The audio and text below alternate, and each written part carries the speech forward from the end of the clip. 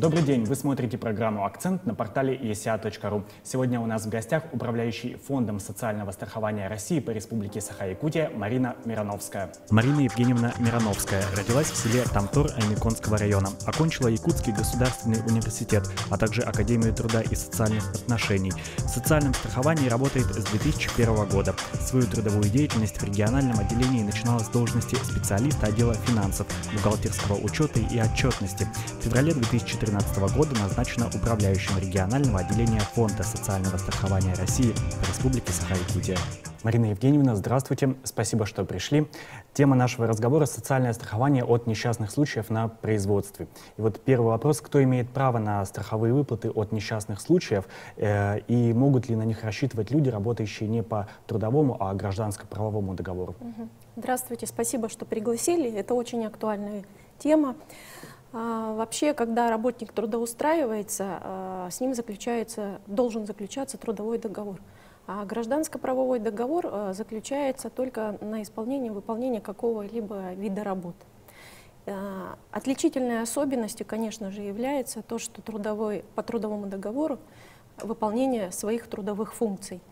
А по гражданско-правовому, конечно же, это не является основой. Поэтому по гражданско-правовому договору застрахованные, вернее, трудоустроенные, они не застрахованы.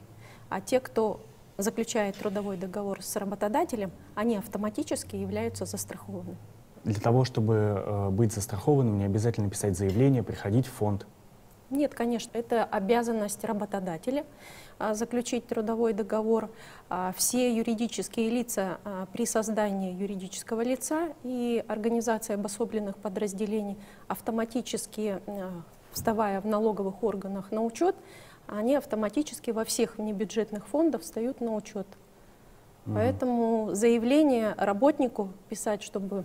Это не добровольное страхование, это обязательное социальное страхование. Ну вот, допустим, на производстве произошла чрезвычайная ситуация, работник получил травму. Что дальше?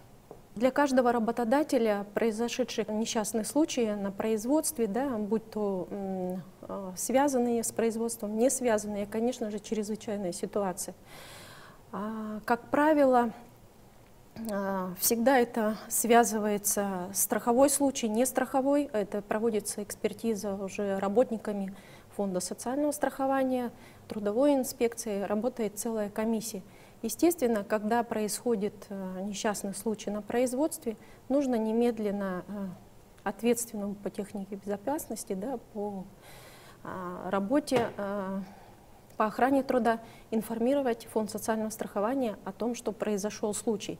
Случаи могут квалифицироваться как легкие, тяжелые и со смертельным исходом. Бывают единичные и групповые случаи. На какую сумму стоит рассчитывать человека, вот именно страховой выплаты человеку, который пострадал при производстве? Сумма разная, и виды выплат страхового обеспечения, так мы называем, да, поддержку тех пострадавших, которые получили трудовое увечье. 125-й федеральный закон, он обязывает, как я уже говорила, работодателя известить, да, о том, что произошел несчастный случай. Далее начинается процедура расследования. Если страховой случай признан, если случай несчастный признан страховым, тогда уже начинается работа специалистов регионального отделения по назначению выплат. Выплаты бывают единовременные, ну, как правило, это единовременная выплата, да, в связи с произошедшим несчастным случаем, и далее уже ежемесячные выплаты пострадавшему на производстве. Кроме травм на производстве, есть еще такой термин профзаболевания. Работники, которые длительно работают во вредных условиях, они в течение определенного периода времени получают профессиональные заболевания, будь то там дыхательных путей, ну, разные виды, да, вибрационная болезнь. Они также идут на комиссию, проходят профосмотр и уже подают заявление через бюро МСЭ, освидетельствование проходит, и также им идет назначение. А вот что делать, если работодатель не хочет признавать, что произошел несчастный случай на производстве? Работодатель, допустим, скрыл, что произошел несчастный случай, но впоследствии для работника это в какой-то определенный период наступает момент, когда он вынужден в любом случае обратиться к врачу в связи с произошедшей травмой, и тогда, конечно же, все это начинает рассматриваться, где получил, почему заболела, да, и, как правило, это все становится очевидным. Начинает работать комиссия.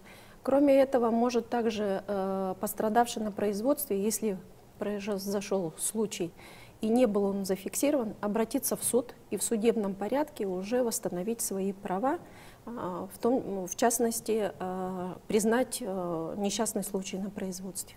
Тогда в судебном порядке суд при рассмотрении обоснованных доводов, приведенных самим застрахованным работником, суд, конечно же, принимает, как правило, принимает решение в пользу застрахованного, в пользу работника. То есть вот такие прецеденты у нас в республике были? Да, конечно, они частые и очень старые несчастные случаи, давнишние, не старые, давнишние несчастные случаи могут через суд признать несчастным случаем. А вот есть ли случаи, когда застрахованное лицо может лишиться своей выплаты, да, например, если при чрезвычайной ситуации он не соблюдал технику безопасности? При каждом расследовании, когда происходит несчастный случай, работает комиссия и устанавливается связь виновности, устанавливается степень виновности, причина произошедшего случая. Если по причине работника, то, что он не соблюдал технику безопасности, да, порядок, например, выходя в забой, там он не был экипирован, да, допустим, соответствующей спецодеждой, конечно же, эта степень вины, она влияет на выплату. То есть, соответственно, в процентном отношении это рассчитывается, степень вины. Ну, то есть полностью он не лишается, да?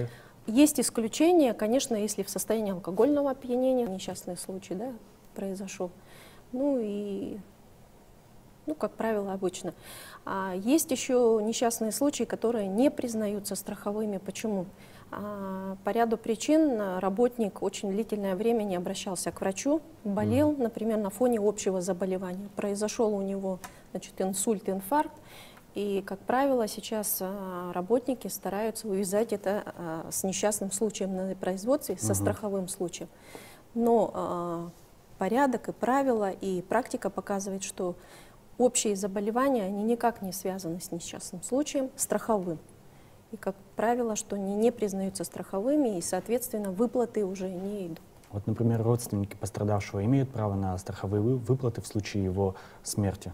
Да, конечно, по потере кормильца, если случай был смертельный, с 2014 года Фондом социального страхования выплачивается единовременная выплата в размере 1 миллиона рублей по потере кормильца. И дальше уже в зависимости от ежемесячной, сколько было членов семьи, да, в том числе и супруг, супруга, если он был единственным кормильцем, рассчитывается на всех сумма ежемесячных выплат и получают по потере кормильца члены семьи. Да, естественно.